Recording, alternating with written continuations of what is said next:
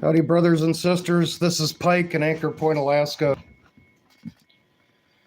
Living in my log cabin on the banks of the river.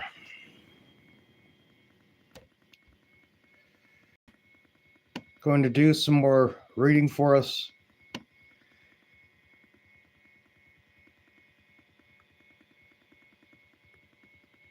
And I got some good ones for us today.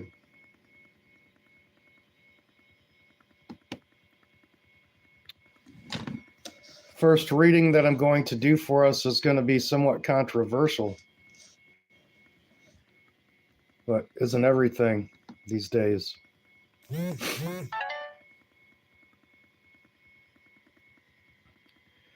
Vladimir Putin, the New World Order worships Satan, by Orthodox England, November 30th, 2015.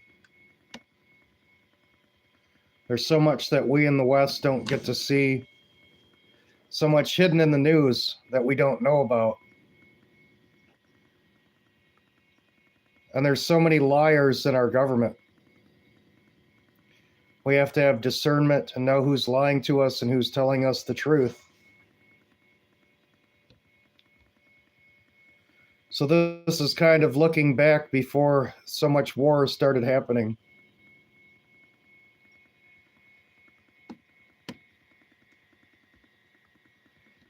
It is worth noting that Russia and Iran, the two nations most successfully resisting New World Order regime change, are doing so in the name of God. Putin's reference to Satanism was a pointed rebuke to the New World Order elites, who, though they push militant secularism on the societies they are trying to undermine, are closet Satanists. And what have we seen so much in Hollywood? Disney, Nickelodeon, Hollywood, actors, rappers, the music industry. What have they been pushing on us since then, increasingly more and more every year, and ever so harder? What are they pushing on the kids and on American society? If you looked at the news this morning, you probably saw that a woman from Texas was taken off stage after pronouncing that Islam had no place in Texas when Texas was trying to promote Islam. Why would they be doing that? Why are they trying to destroy American culture? Howdy, everybody.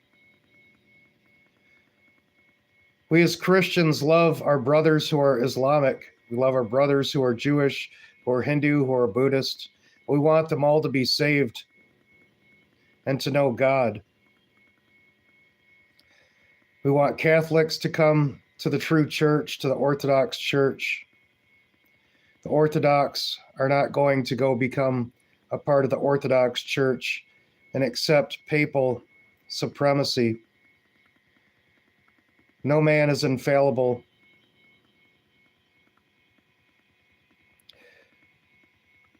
So you want to worship Satan? By all means, but leave Russia out of it.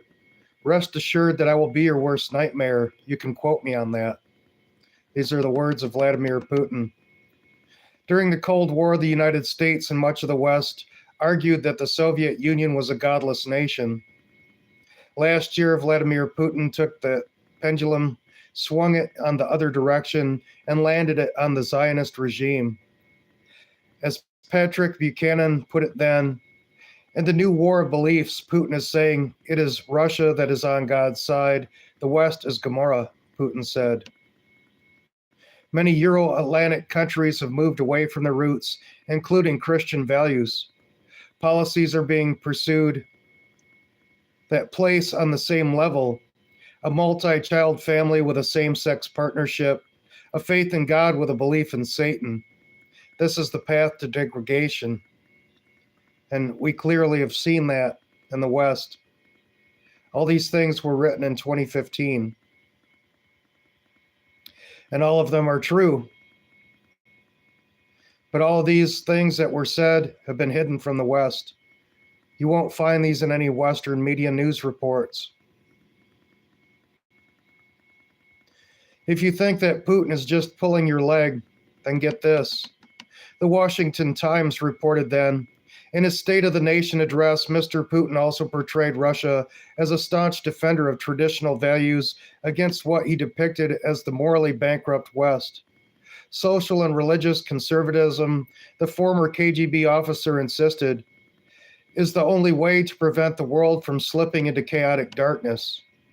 As part of this defense of Christian values, Russia has adopted a law banning homosexual propaganda and another that makes it a criminal offense to insult the religious sensibilities of believers. One of my friends on my friend list, known as the Alaskan Avenger, has been fighting against this. He was put in prison for standing against pedophiles. Another friend of mine, personal friend that I've worked with, Forrest, he also stood against the Anchorage School Board as one of the people that was forcibly removed from city meetings after reading from the books that were in the Anchorage library that were meant for children, that were basic how-to books in sodomy and other immoral acts. Certainly Putin on the moral equation put the moral equation back on the table. Kevin Barrett decided that Putin here was trying to put the fear of God in the New World Order. Barrett moved on to make the forceful argument that much of the Zionist establishment in the West is afraid of Putin because the establishment lives in fear. And what have we seen in America against orthodoxy? Orthodoxy is being attacked. Now there's propaganda saying the Catholic Church is going to reunite with orthodoxy, like the Orthodox would have their corrupt and immoral practices. Orthodox people are basically being classified as terrorists in the West now because we refuse to bow our knees to the New World Order, to the alphabet mafia, to all the perversion that they want to sell us.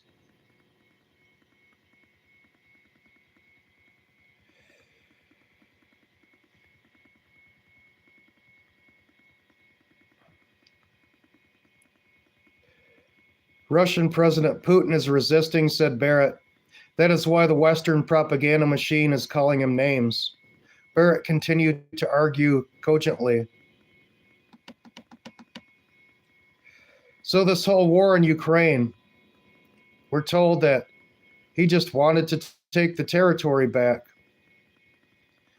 But we miss out on so much behind the scenes.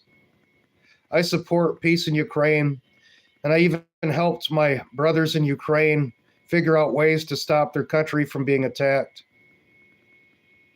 I was the one that came up with the kayaks of death and using electric mountain bikes to carry RPGs into the forest. Those are ideas that came from me that I gave to Operator Starsky back in the beginnings of the war. I tried to come up with all kinds of different hybrid ideas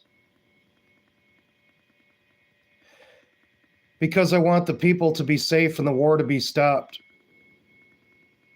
But increasingly, more and more, the people that run our country, I refuse to call any of our people in our government leaders because we only have one leader, and that's God. But the people that run our country don't seem to want peace.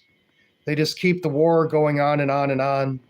There haven't been any serious negotiations. And it turns out all the things that were being said about the biological weapons labs and the experiments going on at labs in Ukraine were absolutely true. And the Bidens and Obamas had so much ill-willed business going on there that was exposed. At least it was exposed throughout much of the rest of the world, but hidden from Americans. All those things that were talked about, the biological weapons labs, the biological experiments, illegal experimentation, all that was true, and those labs were destroyed by the Russians.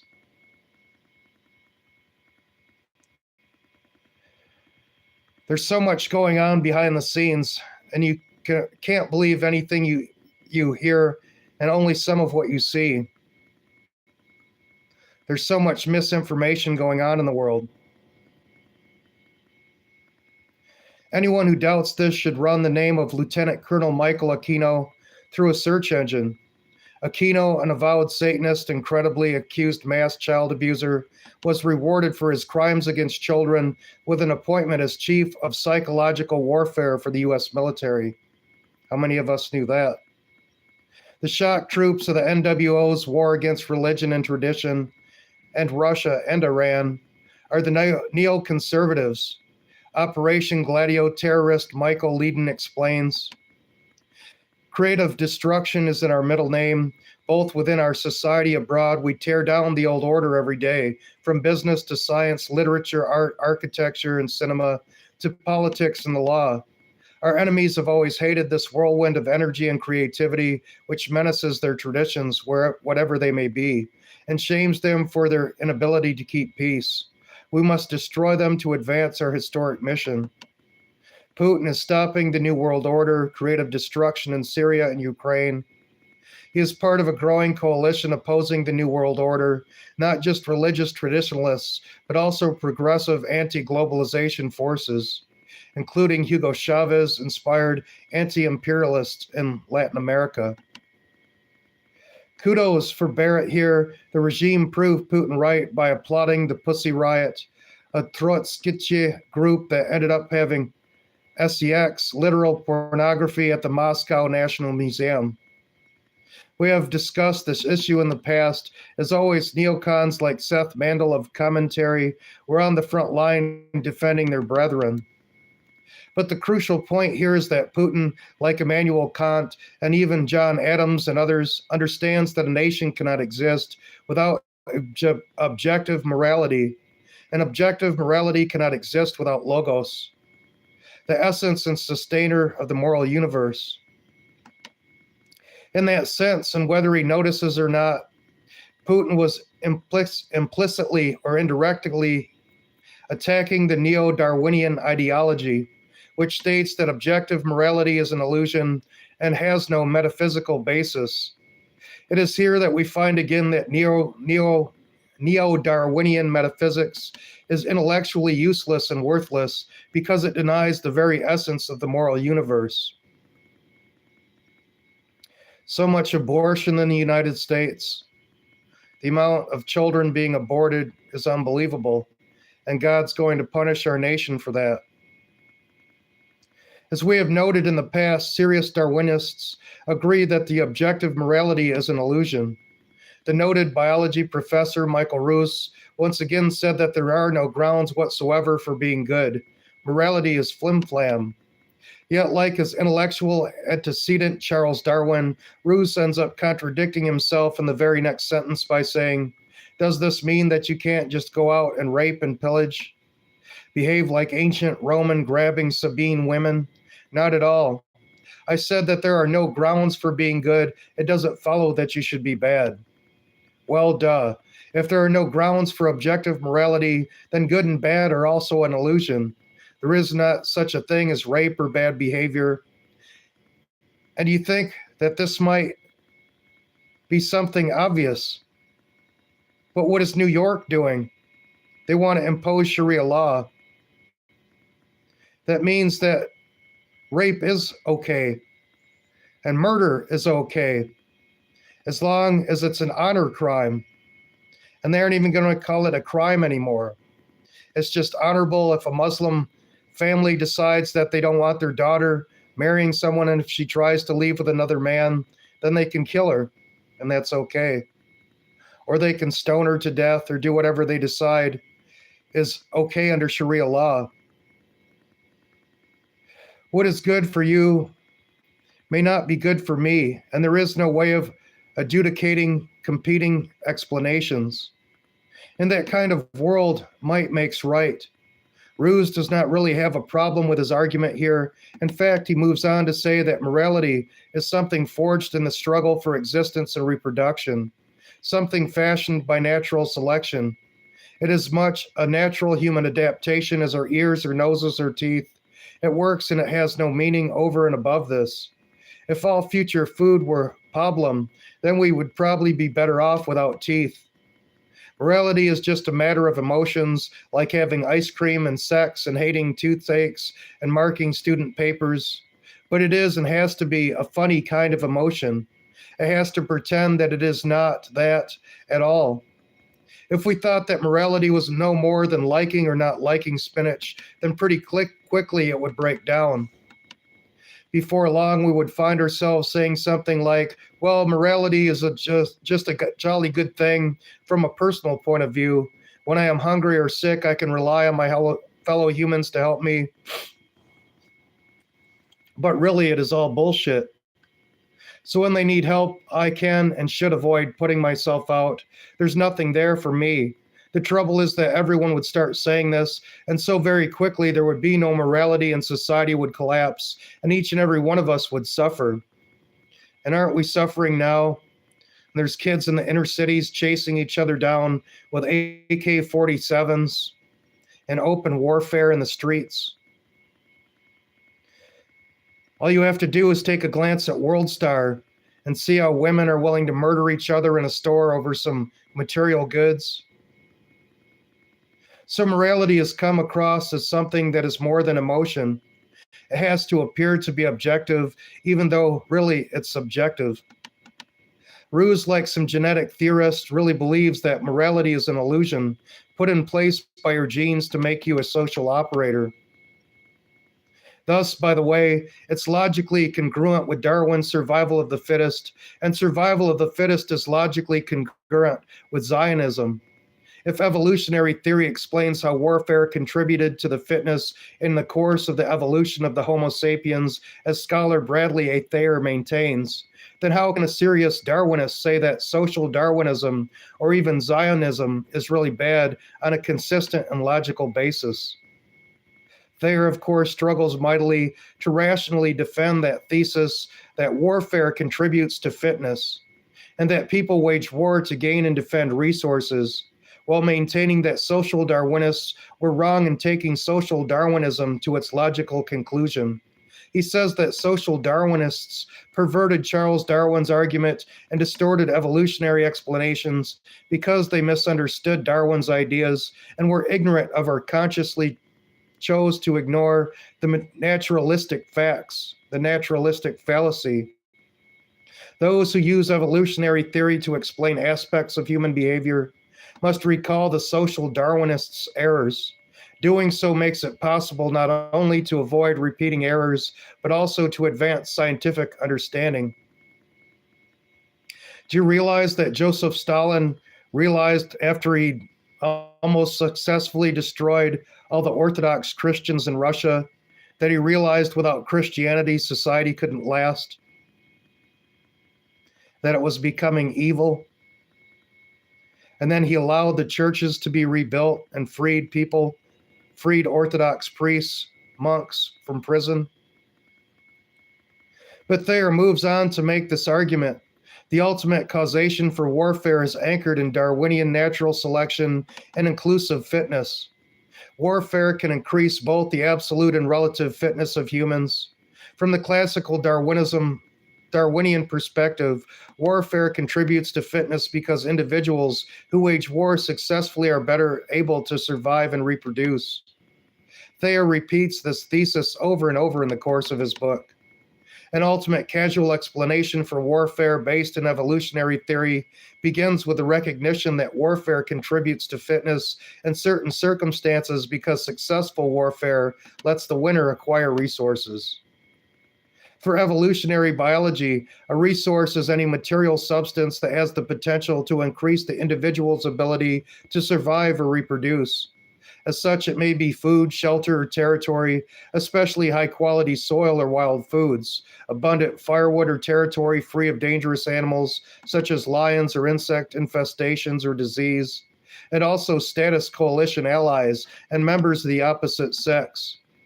And then this. Warfare might be necessary then for offensive purposes to plunder resources from others.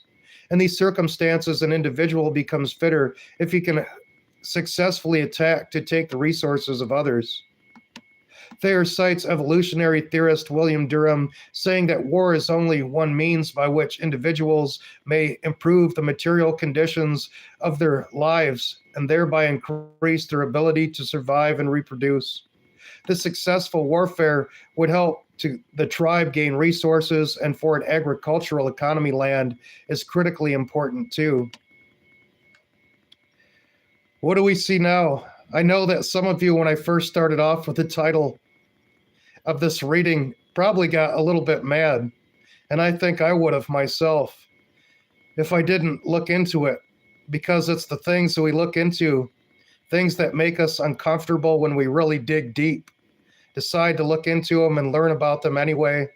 That's when we grow in our learning and understanding. So is Thayer really against social Darwinism? Ideologically, yes. Consistently and logically, no. I honestly don't blame him, for his intellectual grandfather could not solve that problem either and had to live in contradiction until his dying day.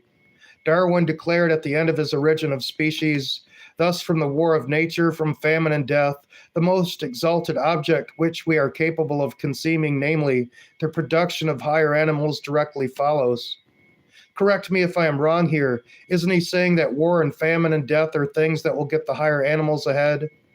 Scholars of all stripes agree that this is Darwin at his best. Yet when social Darwinists took his thesis and spread it across the political spectrum, Darwin disagreed. If the dreadful few are in the struggle for survival, then the Goyim must swiftly be eliminated. That is certainly consistent with Darwin's grand scheme. If people cannot see this and try to avoid this vital contradiction, then you can be sure that they are not to be taken seriously, or they do not understand logic. So when people are trying to maintain an objective morality, either by appealing to the so-called evolutionary theory or even DNA, then you can be sure that those people are either out of touch with the scholarly literature, are not well equipped to understand or articulate their own position, or are just deliberately lying. Furthermore, to appeal to reciprocal altruism to prove objective morality, a central protocol in Darwin's grand scheme, is also a dead end, because the life of Mother Teresa and countless other examples prove that this idea will not work. I was hoping that modern Darwinists would make some good improvement on this warfare theory, but so far virtually everyone has failed. I am certainly not asking people to drop their cherished belief. In fact, there are many people who believe in the tooth fairy, but so long as this neo-Darwinian ideology remains intellectually stupid and morally indefensible, they can leave me out of it. Going back to Putin, he said in 2013, people in many European countries are ashamed and are afraid of talking about their religious convictions. That's true. Us in the West, too. They try to keep Christianity and prayer out of the schools. But it's okay to have a drag queen story hour. The Zionist regime, of course, religious holidays are being taken away or called something else, shamefully hiding the essence of the holiday. All the holidays have become nothing more than a clearinghouse for toxic candy, high fructose corn syrup, perverted caricatures. The Zionist regime, of course, has made the false accusation that Putin was persecuting homosexuals. But Putin moved on to diffuse the regime's silly argument this way. We need to respect the rights of all minorities to be different, but the rights of the majority should not be in question. So yes, Patrick Buchanan, Putin is one of us. Any serious politician who stands against the Mephistophelian establishment is one of us. As Friedrich Hansen of Asia Times put it, make no mistake, Putin is not targeting homosexuals, as he made clear with his welcoming them to the Sochi Olympics. It also seems only fair to remind Western readers that ever since the 1980s, Sochi has been the center of Russia with vibrant homosexual subculture. Rather, Putin is addressing the whole gamut of postmodern incarnations of the sex and drugs revolution. binge drinking of both genders until the doctors move in, illicit drug use, unmanageable crime rates, surging divorce numbers, hookup sex on campus, out of wedlock births, fathers and mothers in puberty, abortion on demand, public nudism and human copulation in parks, gay promiscuity with a good conscience, swinger clubs and dark rooms, ruthless internet dating and pornography, and whatever have you. How does this regime respond? Well, you know the drill. Owen Matthews, a useful idiot, declared in The Spectator that Putin has a new plan for world domination. In order to slander Putin, Matthews indirectly linked him with Willy Musenberg, a revolutionary Jew who wanted to take the Western world to perdition at any cost. Munzenberg was so passionate about his revolutionary goal that he wrote, "We must organize the intellectuals and use them to make Western civilization sink." Western civilizations stink, rather. Only then, after they have corrupted all its values and made life impossible, can we impose the dictatorship of the proletariat. When Putin said that Russia will defend traditional values that have made up the spiritual and moral foundation of civilization in every nation for 1,000 years, Matthew declared that Putin is onto something. What is it? Matthews told us. Putin's new mission goes deeper than political opportunism. Like the old Communist International or Comintern in its day, Moscow is again building an international ideological alliance. He again emphasized this point so that readers could get it. And again, like the Comintern, Putin appears convinced that he is embarking on a world historical mission. He moved on to talking about Putin's conservative Comintern. On the end of the political spectrum, David Cameron likened Putin to Hitler. John McCain, Lindsey Graham, among other usual suspects, have all placed Putin and Hitler on an equal footing. Historian Paul Johnson even went as far as to say that Putin and Hitler are basically two sides of the same coin. Johnson said that Putin believes in a strong Stalinist state. His goal is to reserve the events of 1989, the end of the Soviet state and dissolution of its erroneous empire. He seeks to do this by using what remains of Russia's Stalinist heritage, the military, a huge stockpile of nuclear weapons, and immense resources of natural gas and other forms of energy. Johnson is sad because there is no Churchillian voice to sound the alarm and call the democratic world to action. Johnson has got to be kidding. What he ends up saying is that someone like Churchill needs to step up and start lying to the West about Putin. It's so sad to read silly comments such as this by a good historian like Johnson. But the real question is this: why do the regime and their puppets hate Putin so much? Well, Putin suggested back in 2013, the Soviet government was guided by a dark force whose ideological goggles and faulty ideological perceptions collapsed. It's true. The Soviets and socialism were trying to destroy orthodoxy in Russia, and it failed miserably. And even Joseph Stalin realized that in his last days and did his best to reverse course as fast as he could. He realized and repented against his attack of Christians. But that's hidden from all the books that they try to read in the West and turn children in the West into ignorant socialists that don't know the end of the story. The first Soviet government, Putin added, was 80 to 85% Jewish. Sounds like Putin had read Alexander Solzhenitsyn's 200 Years Together. If so, then it seems clear that he will continue to challenge the Zionist regime. Perhaps Putin has been encouraged by Solzhenitsyn's bravery. It was Solzhenitsyn who said, "And thus overcoming our tumultuary, let us each man choose. Will he remain a witting servant of the lies, or has the time come for him to stand straight as an honest man, worthy of the respect of his children and contemporaries?" Perhaps Putin is saying enough is enough, and this may be one reason why nearly all the major news outlets have been relentlessly slandering him. Kevin Barrett ended up his excellent article saying, "God bless President Putin, who is putting the fear of God into the New World Order. Let us hope that he will never be weary in well-doing, for in due season he shall reap if he faints not." This article was by Jonas E. Alexis from Orthodox, England. Something to think about there. We see who is the leader of Canada. What is he doing? Who is the leader of France? What is he doing? Who is running the EU? And what are they doing? What are the agendas that they are promoting? What is the UN doing? And why do they have a UN base, exactly in the spot where supposedly Satan was on top of a mountain? Check into that. There's so much hidden from us that's going on. So many lies that we're being told. We can't trust our media in the West. We can't trust our colleges, our universities. It's so sad that they're trying to create socialism in the United States, but they never told the children the last of the story. They never told the children in the universities that Joseph Stalin realized that he made a horrible mistake by persecuting Christians. And he repented deeply before the end of his life. And he did all that he could to restore the churches. He took the churches back from the collective farms and gave them back to the priests and the monks and helped them to rebuild them. It reminds me of Paul Harvey when he used to read the rest of the story.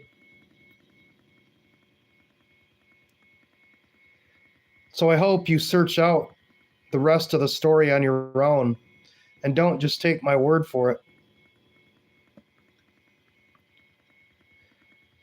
I know the title of this one, when I started to read, really had some people going cross-eyed.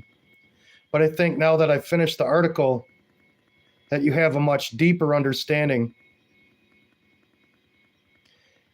My thought, at the very least, is it provokes some deep thought and retrospect. I love you all, brothers and sisters. I think this is a standalone stream because it's such an important thing that we need to think about. What's going on in our world and what should we support? A lot of us heard the speeches that were given to the troops by people in our government. Such shameful speeches, so much cursing, so much promotion of violence. We have a loudmouth person leading our troops, telling them that, oh, I know you're all liars. You all hate turkey and stuffing. And bragging about murder. This isn't the kind of sleazy pandering that we need being taught to our troops. The Emma's program, if you don't know what the Emma's thing, look at the Emma ads for our troops, Emma ads for the U.S. military, and you'll be disgusted what's being taught to our troops. If we keep on allowing this abortion, this perversion, this bloodlust, lust for violence and lust for war, our country is going to be punished. It will be. There's no question about it. And we've grieved God so much by the way we have allowed this country to be turned, where we're openly using public government to promote Islam in the United States, even in Texas. The enemy has found a way to get within. We never would have allowed the Ottoman Empire to take over Europe. We never would have allowed the Ottoman Empire to take over America. But now the enemy has found a way to bleed us from within.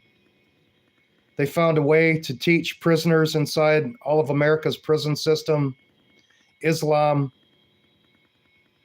when it's not even a valid religion. It was a pyramid scheme. And I know some people are going to try to say this is hate. But Ptolemy, a Greek scribe who worked for the Romans, went to see Muhammad and interviewed him, whether he said he was a prophet or if he said he was doing the work of God. And he said no. And he was fearful because he realized that they were on to his lies. And he didn't stand up for his faith like Jesus. He wasn't crucified. But he admitted that he lied about everything that he was telling people. In a written note a written log taken by Ptolemy. And that's in the Romans, a historical fact that you can go back and verify. We wouldn't believe someone that came 600 years after Jesus, what they wrote about it. It'd be such nonsense to have a belief like that. And they're not doing it because they want to make people's life better or because they want to teach them about God. What is Sharia law? I can't even show you the videos of it, even though I have plenty of video I could show you of women having their throats slit and their blood poured into bowls while they're gasping their last breaths, just because they did something that was against Sharia law. Jesus said, "He who was without sin cast the first stone." You can go through YouTube and find plenty of examples where U.S. troops were arrested for stopping child rape on base. Not just one, not just two, not just dozens.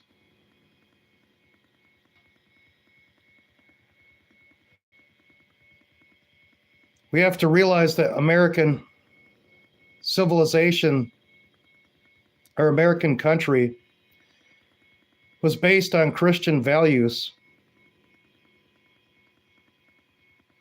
It wasn't intended to be a free-for-all for Satanists, for Islamic extremists, who also murdered 2 of our National Guardsmen this week.